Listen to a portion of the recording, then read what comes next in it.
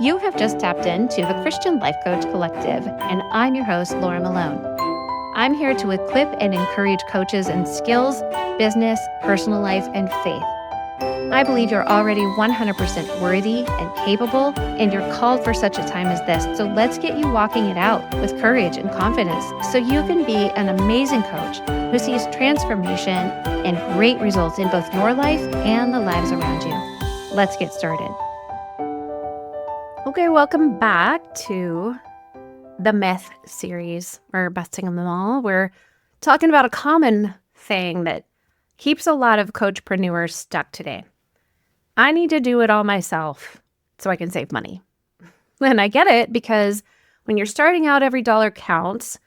I know that. I remember it in the beginning. It was like, I have to do it all. I have to figure it all out. I have to skimp here, and until I have clients, even when I first have those clients, I need to do it myself, and I have to do it as cheaply as possible, and I need to get it all done. So that means I have to figure out how to do it in ways that, lead magnets. Get this freebie. Somebody can teach me how to build a website for free.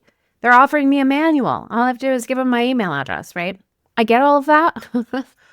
But what if trying to do everything actually costs you more in time and energy, and actually costs you more income in the long run? So I want to break it down, because it's really easy to not only believe that myth in the beginning, but also keep believing it as you grow and scale, and not know when to start outsourcing or letting go of something, or figuring out different ways to do it. Because if you believe it in the beginning, you keep believing it unless you intentionally change the thought that you have and the belief system, right? A lot of coaches believe they have to handle every aspect of their business throughout their business. The website design, the bookkeeping, the social media, the marketing, like all of it. And I know that maybe even if you can do it, it doesn't mean you should, right? The truth is that your time is very valuable. And if you're spending a bunch of time and many, many hours tweaking your website, or managing all of your own accounts in financial, social, all of the things, you're actually taking yourself away from what actually brings the money in, which is coaching. I knew in the beginning I was great at helping clients get a breakthrough, but I actually spent so many hours building my website, not knowing I didn't need one. I spent all of this time learning how to operate inside of Wix. I spent so much time trying to figure out how to create and edit social media graphics and posts, and that's not even something I do all of these years later. I don't like being on social media, so it's not my thing. But I wasted so much time in the beginning doing things on my own, believing to save money, I have to spend all of my time doing these things. And I spent less time coaching and telling people I was a coach and making an offer or creating content, because I was doing all of these other things that other people could have done, or I didn't actually need to be doing. And I took that mindset with me into the growth of my business. So the problem was I didn't start out as a website designer or graphic designer. Like, I ended up tired and frustrated at the end of every day, because I actually wasn't doing what I really wanted to be doing. I was wasting a lot of my precious time. And I would do this work after my kids went to bed. That's how I started out in the beginning. I was waking up before they got up, and I was staying up after they went to bed, and I was spending all my time on my computer doing things that had nothing to do with coaching. And I wasn't booking new clients because I was too busy with all these behind the scenes tasks that I thought was so important and had to be done right now. And I'm thinking that probably sounds familiar to some of you listening. So the solution that I would offer, or a potential solution, is that instead of trying to do everything yourself, start thinking, what do I do best? And Focus on that.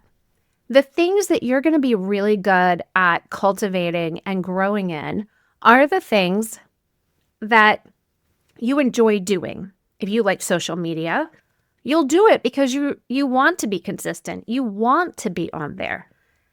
You need to be doing more of the thing that will move the needle that you are willing and desire to show up for and become consistent at. So even in that, like, number one, I really recommend trying to build a support system somehow.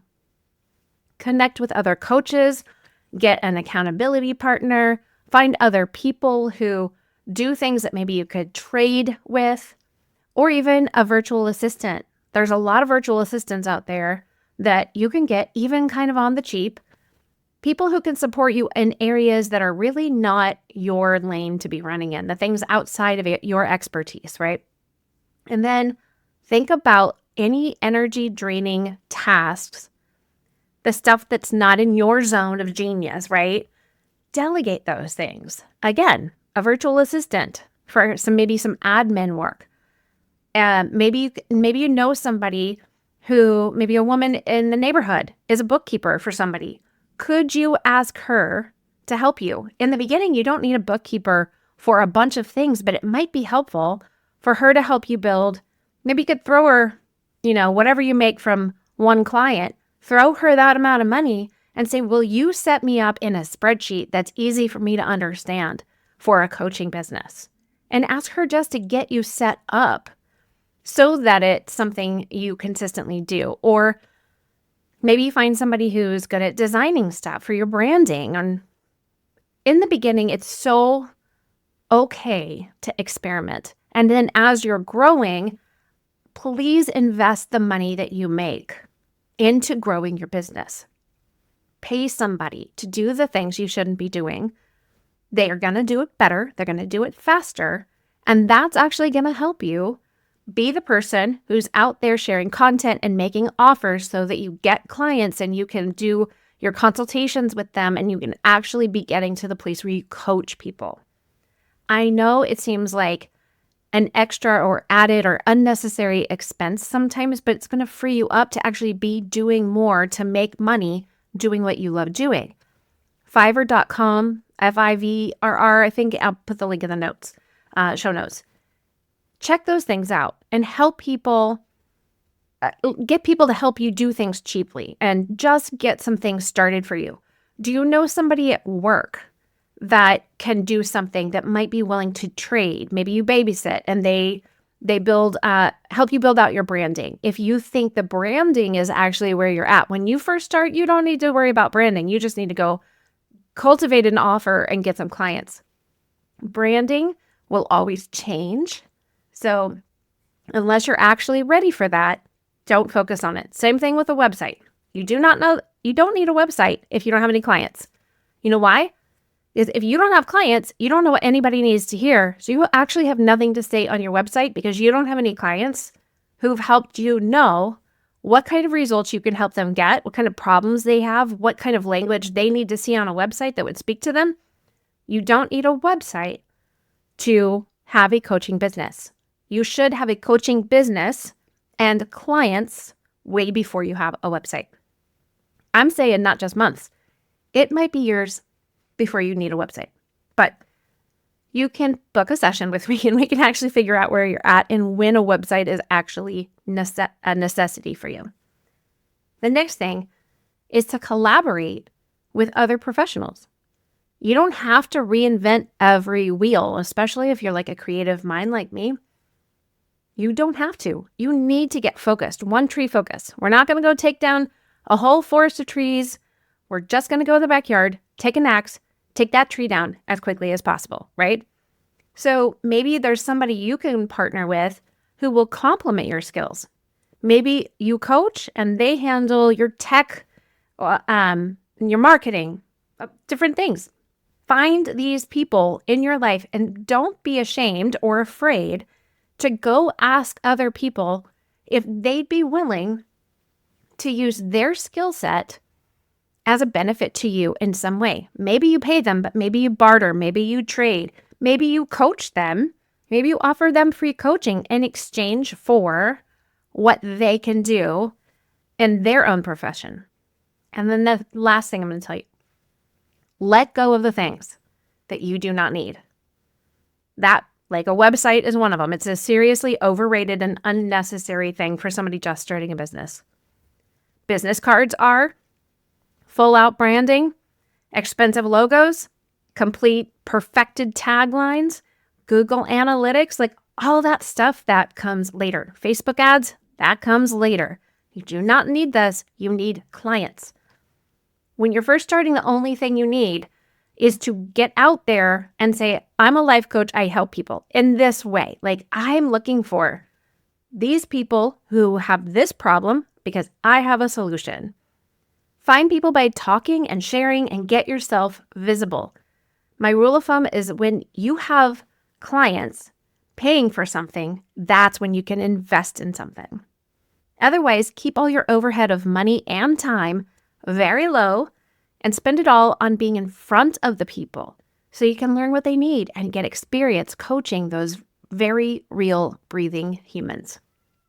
So my takeaway here is that I want you to take a moment. I want you to write down 3 tasks that you are doing right now that you could either delegate, outsource, or let go. Might be your bookkeeping or your email management or your social media scheduling or the concept that you need the perfect business card. Whatever it is, identify the things that are draining your energy and keeping you from actually going out and making an offer and getting visible and letting people know what you can do, what it looks like to work with you, and a real actionable way to do it, that call to action, the link that they need, or the QR code, or the email address. Whatever it is that you need to be doing, look at what is an obstacle for you to do that. And if you are like me in the beginning and a lot of coaches, and you're using these things, this build a website, this perfect branding, if you're looking at doing all of these things and it's what you use to buffer because you're afraid of going out and telling people you're a coach and making offers and getting visible, I need you to book a session so we can deal with that. We've got to get you past the place where you're afraid to be a coach and thinking that your coaching business is not being built and you don't have clients because you don't have the marketing and you don't have the social media and all that. No, you don't have that because you're not getting visible and telling people that you have an offer in coaching that could help them. And if you're afraid of that and you're buffering, then we need to deal with that. I would love to help you because it really is as simple as one session. I can help you work through that. It's a mindset block. It's a belief system. We can change it. I can help you get through it and teach you how to manage that and work yourself through it every time it keeps coming back to get you, okay? You don't have to do all of this alone. The most successful coaches out there are not doing it by themselves. They outsource, they collaborate, and those things, they're not expenses.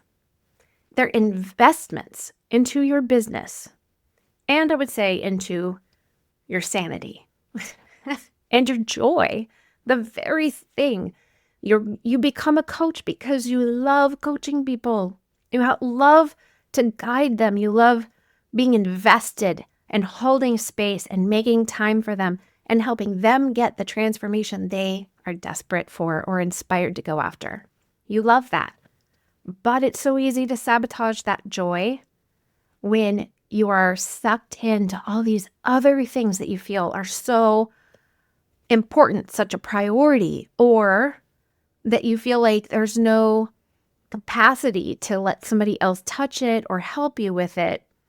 Or you're operating from more of a scarcity mindset of like, I just don't have it. I can't do it. I've got to do it all by myself.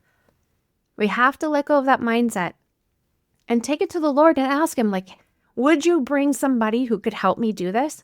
Maybe somebody would be willing to volunteer or just be really benevolent and offer you their time, even if it's just an hour. If you could get really specific about what you need, you could probably ask somebody to do something for you as a favor or just to bless you. And maybe you can trade it, but Maybe somebody has a friend or a daughter or a sister who could really use your coaching, and you are willing to trade 4 coaching sessions that gives you experience and exposure, and probably you can still get like referrals and a testimonial from her, but you're trading it so that somebody else helps you do some of the, again, not in your zone of genius work.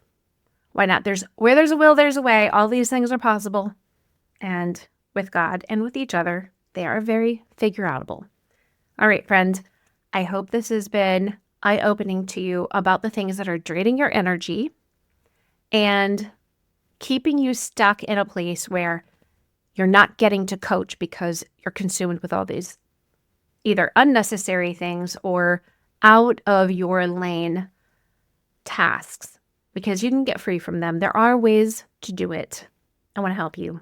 And I totally believe you are capable of moving forward with the next right action and becoming very successful in your coaching business.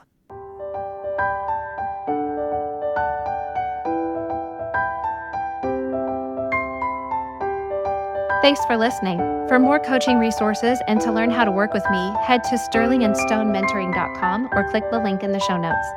Remember, walk boldly in your calling, and I'll talk to you next time.